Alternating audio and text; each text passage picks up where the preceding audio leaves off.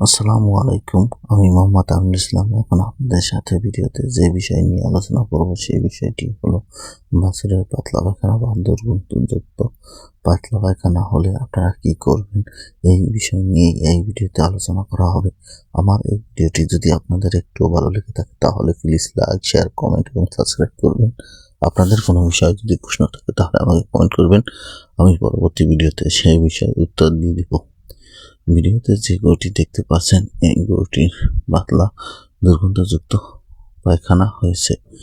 এই পায়খানা হওয়ার কারণ হলো আপনারা যদি অতিরিক্ত দানাদার খাদ্য খাওয়ান বা গরুর পেটে যদি কোনো প্রকার ব্যাকটেরিয়া আক্রমণ করে বা ভাইরাসজনিত আক্রমণ হয়ে থাকে তাহলে এই দুর্গন্ধযুক্ত পাতলা পায়খানা হয়ে থাকে।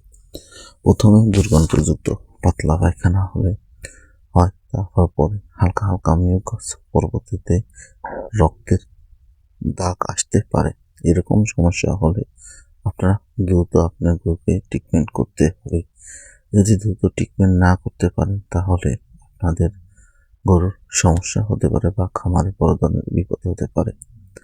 সাধারণত এই রোগটি হওয়ার কারণ হলো আপনারা খাদ্য বেশি বা কম খাওয়ানোর কারণে হয়ে থাকে। অনেক সময় তাপমাত্রা বেশি এবং কম তাপমাত্রায় খাদ্য খাওয়ালেও হয়ে থাকে। এছাড়া ঘাসের মাধ্যমে বা খড়ের মাধ্যমে বা যে কোনো কারণে ব্যাকটেরিয়া বা যে কোনো প্রকার ছত্রাক খেয়ে ফেললে এই সমস্যাটা হতে পারে। তবে সবচেয়ে বেশি সমস্যা খাদ্য এবং আবহাওয়া পরিবর্তনের কারণে।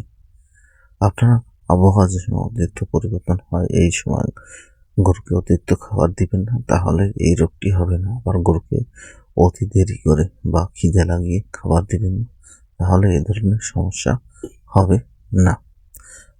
আপনার গরুকে যদি সঠিকভাবে যত্ন নিতে পারেন তাহলে কোনো সময় আপনার গরু রোগ বালাই বেশি হবে না এবং নিয়মিত যদি ট্রিটমেন্ট করতে পারেন বা ভ্যাকসিনের আওতায় আনতে পারেন তাহলে আপনার গরুর রোগ প্রায় হবেই না বললেই চলে।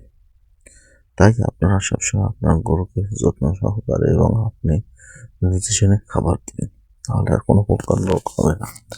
যদি আপনার গরু এই ধরনের লক্ষণ প্রকাশ পায় যে আপনার গরুটির পায়খানা পাতলা হয়ে গেছে এবং আপনার গরুটি খাওয়া দাওয়া বন্ধ করে দিয়েছে, এরকম কোনো লক্ষণ যদি পেয়ে থাকেন তাহলে আপনার যে কাজটি করতে হবে বা আমরা এই যে গরুটি দেখতে পাচ্ছেন এই গরুটিকে যে ধরনের ট্রিটমেন্ট দিয়েছি এই ধরনের যদি ট্রিটমেন্ট দিতে পারেন তাহলে আপনার গরুটি সুস্থ হয়ে যাবে। আপনারা গরুটিকে যে কোনো একটি অ্যান্টিবায়োটিক খাওয়াবেন, সালফারডাম বা সালফাটিন বা সালফাভেট, এরকম যে ঔষধ রয়েছে এগুলো পরিমাণ মতো বা বডি ওয়েটের মতো যে গরুর গায়ে বডি ওয়েট আছে এর নির্দেশনা দেখে আপনি গরুটিকে খাওয়াবেন এবং রোমেন কেয়ার, রোমেনেটর বা RC4 এই জাতীয় একটি পাউডার খাওয়াবেন যাতে পেটের দ্রুত পরিষ্কার হয়ে যায় এবং খাওয়ার চাহিদা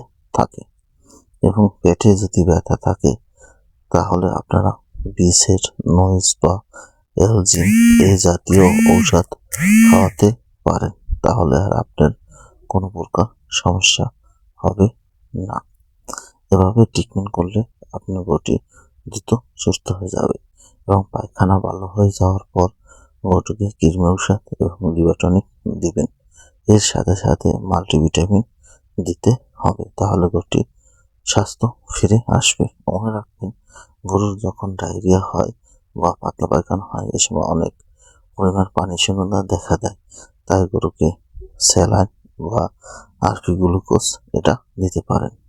আপনি যদি এরপরও যদি সুস্থ না হয় তাহলে দেরি না করে আপনার নিকটস্থ হসপিটালে নিয়ে যাবেন, তাহলে গরুটি বাঁচবে এবং গরুটির ট্রিটমেন্ট সঠিকভাবে দিতে পারবেন। কেননা আপনি যদি গরুকে ট্রিটমেন্ট করেন আর গরুর বডি ওয়েট এবং গরুর ঔষধের ডোজ কতটা দিবেন একটু যদি বুঝতে না পারেন, কম ডোজ দিলেও ভালো হবে না, আবার বেশি ডোজ দিলেও পায়খানা বেশি শক্ত হয়ে যাবে এবং অনেক সময় আপনারা দেখা যায় ডোজ কমপ্লিট করেন না, কেননা ঔষধ বেশি খাওয়ার কারণে প্রথমবারেই সাথে সাথে পায়খানা ভালো হয়ে গেছে, কিন্তু ভালো হয়ে যাওয়ার পর যে আরো পরবর্তীতে 2 দিন বা 3 দিন ডোজ চালাতে হবে, এই সময় চলান না।